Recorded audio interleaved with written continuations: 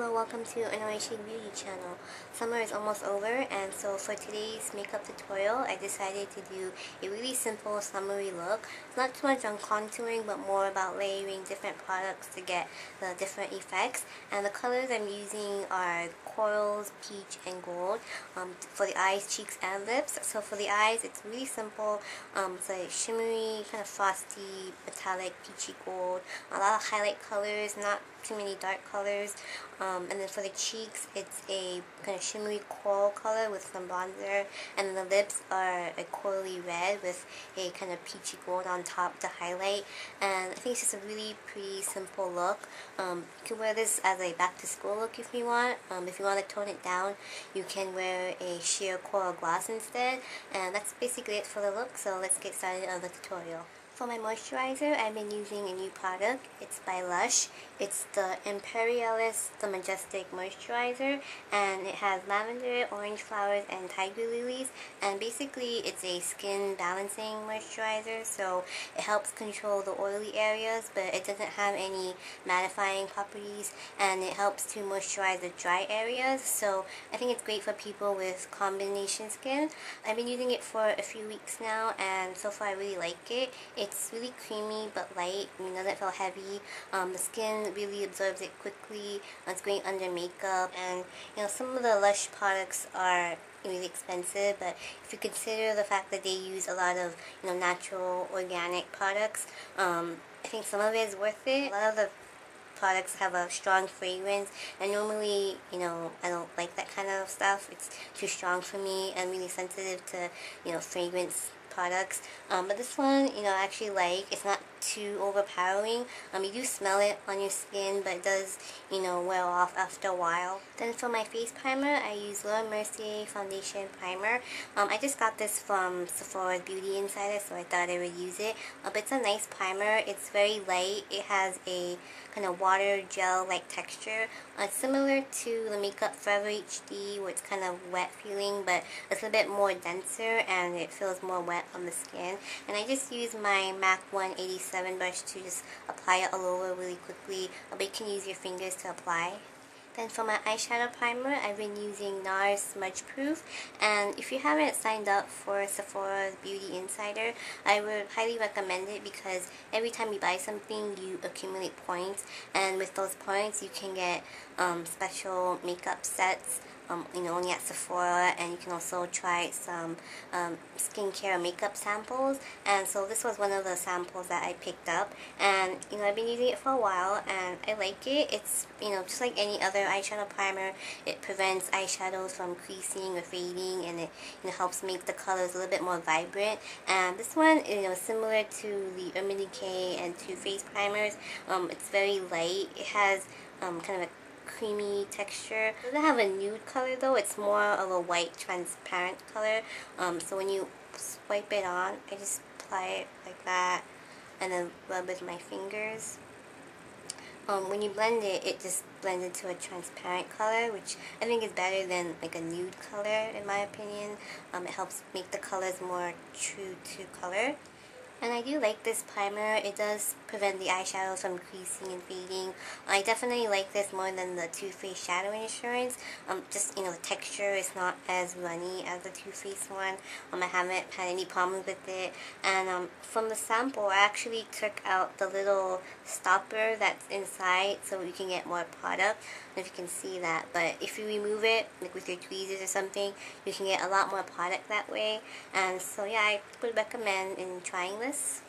So for my foundation, I'm using a powder type foundation, and so I'm going to actually put my concealers first, because if I were to put my concealers after, it would cake up. And so for my concealers, I'm using the MAC Select Cover Up in NW25 and NC20. I just mix the two colors on the back of my hand, and I'm going to actually apply it with this eyeshadow brush. This is Smashbox number 10. I know a lot of people have been using MAC 224 brush to apply the concealer, but since I only have one and use that for my eyeshadow, I thought I would try it with this brush. It's pretty much similar. It's a fluffy kind of crease blending brush, and so what I do is just kind of spot it on the areas I want to cover,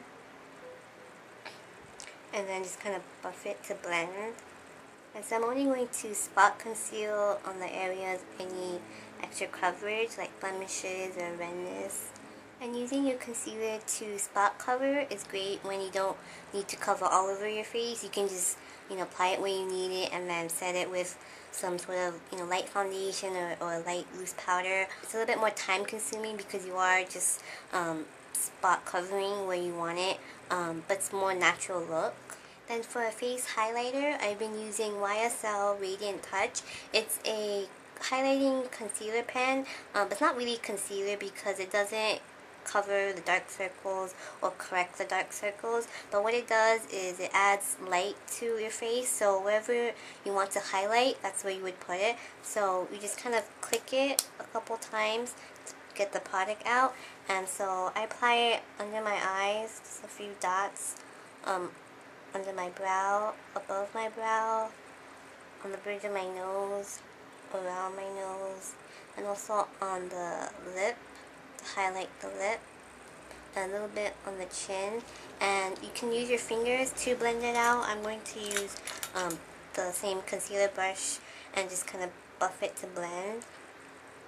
And I've been using this product for, I guess, like a month or so, and I'm not really sure if I like it or I don't really hate it, but I don't know if it really highlights the face or really does much to my the look that I want. It does give a kind of natural glow, a natural highlight. The color I'm wearing is number 2. The number 1 is kind of more pinky peach color. I don't know if that would have been too pink for me, but maybe that one would have made a more noticeable difference. But it's not a bad product, but I don't think I would repurchase it again since it is kind of expensive. I think it's around $40. There are also other brands that make highlighting pens like this, I'm sure for a lot cheaper price. And for my foundation, I've been using Mercier mineral powder in the color Real Sand. It has SPF 15, and before I've tried other mineral foundations and I never really liked it. I didn't like the color and the finish that it looked on my skin. But this one I actually really like because it has a little bit of a shimmer to it. It's not glittery, it doesn't make your skin look like a disco ball, but it does make your skin look a little bit glowy, almost like a kind of dewy finish, even though it's a powder foundation. And it's just really light and very fine powder. I really like it.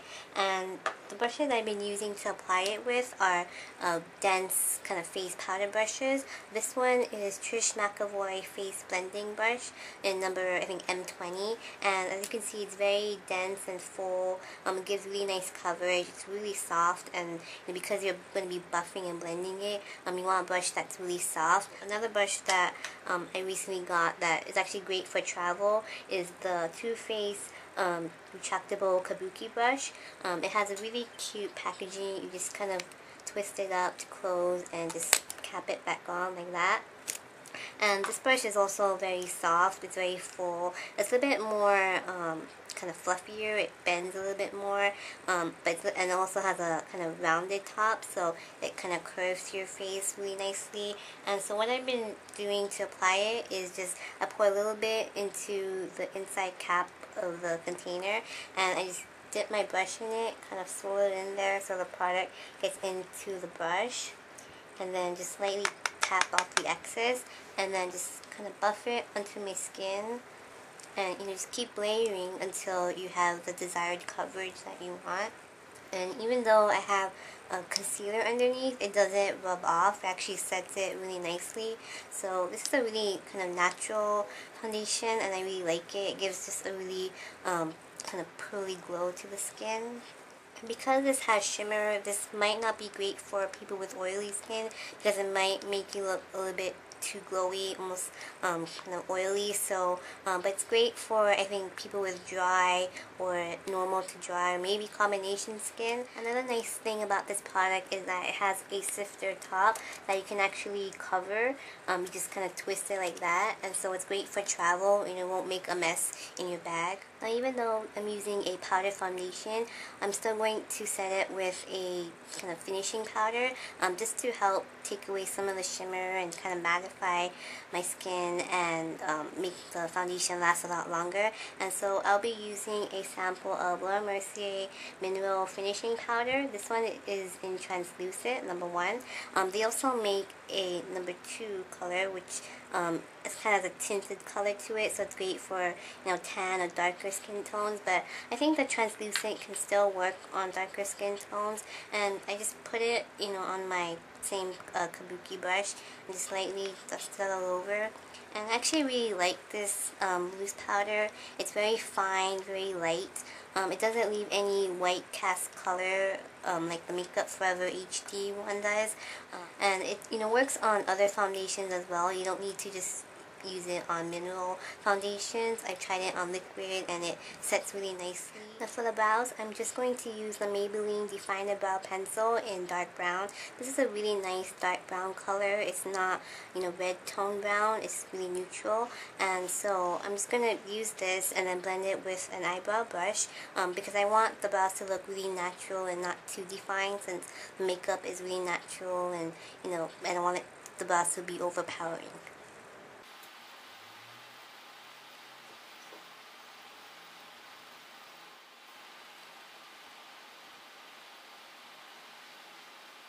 Then I'm going to set the brows with a clear brow gel.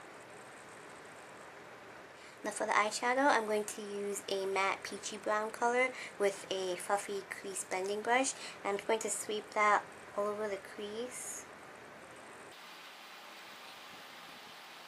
Now this is the only color that I'm going to apply to my crease, but I want a little bit more definition, so I took the same color on the tip of my brush, and I'm just going to press this color a little bit more into the socket and kind of make it a little bit more defined. I'm going to use that same color and sweep it on the lower lash line. Then on the lid, I'm going to use MAC Rubenesque Paint Pot. It's a frosty golden peach color. It's really pretty. And I'm just going to use a small flat brush to apply it. And I'm just going to put that all over the lid as a base for another color. I'm going to take that same color on the tip of the brush and sweep that on the bottom. Then on top of the Rubenesque paint pot, I'm going to use MAC Melon Pigment. It's a very similar color to the paint pot. It has that gold peachy color. It has a frost finish as well. And a trick to using loose pigments so that, you know, you don't get the powder all over your face is to take your flat brush and work the product into your brush on the inside of your cap, kind of pushing it in so all the powder is in your brush. And then when you apply it, you just pat on the product instead of sweeping it, so you don't get a lot of fallout. You'll get more color payoff that way as well. And I'm going to apply that same color to the lower lash line on top of the paint pot. Now I'm going to highlight the brow bone and inner corner. For the brow bone, I'm going to use MAC Dazzle Light. It's a neutral kind of cream color. It's one of my new favorite highlight shades. It has a, you know, frosty pearly sheen, but it's not, you know, glittery frosty. It's not too yellow or too pink or too white like a MAC Floof eyeshadow. And I'm going to use the MAC 272 brush to apply it. I used this brush in my last video in the crease to, you know, define the outer corner, but you can also use this brush to highlight. And so I just press it right underneath the brow, right on the brow bone. I'm going to lightly put the color on the inner corner of the eye, kind of drag it in. Then using the same brush, I'm going to apply a pale frosty yellow to the inner corner of the eye. If you want to make your lid eyeshadow color a little bit more frosty and metallic, you can dampen your brush with water, or I'm using MAC Fix Plus, and just lightly tap it over so it kind of foils the eyeshadow a little bit.